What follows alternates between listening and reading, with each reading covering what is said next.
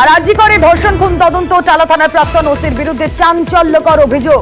দ্বিতীয় অটোপসি চায় নিহতের পরিবার, দ্বিতীয় অটোপসি মানেনি টালা থানার তৎকালীন ওসি। দ্রুত দেহ সৎকারের জন্য চাপ দেওয়ার অভিযোগ। পরিবারের আপত্তি সত্ত্বেও দ্রুত দেহ সৎকার। অভিজিৎ মণ্ডলের বিরুদ্ধে সিবিআই রিমান্ড লেটারে এমনই উল্লেখ। আর কি উল্লেখ রয়েছে জানাবেন প্রতিনিধি অর্পিতা হাজরা রয়েছেন সঙ্গে। অর্পিতা, দেখো, যেটা জানাই তোমাকে যে এই আরজি করে যে ঘটনাতে যে টালার ওসি তার বিরুদ্ধে কিন্তু চাঞ্চল্যকর অভিযোগ করেছে সিবিআই আধিকারিকরা রিমান্ড কপিতে। সেখানে বলা হয়েছে যে এই টালা থানার ওসি তিনি কিন্তু দ্বিতীয়বার পরিবারের সদস্যরা যখন চেয়েছিল অটোপসি করানোর জন্য, সেক্ষেত্রে তিনি বাধাদান করেন এবং তিনি দ্বিতীয়বার এই অটোপসি করতে তিনি বাধা দেয়। শুধুমাত্র তাই নয়, দ্রুত দেহ সৎকারের জন্য তিনি চাপ সৃষ্টি করেছিলেন পরিবারের উপর, যে কারণে কিনা দ্বিতীয়বার অটোপসি তো হয়নি, উপরন্তু কিন্তু দ্রুত দেহ সৎকার করা হয়, যেখানে কিনা পরিবারের অনিচ্ছা ছিল।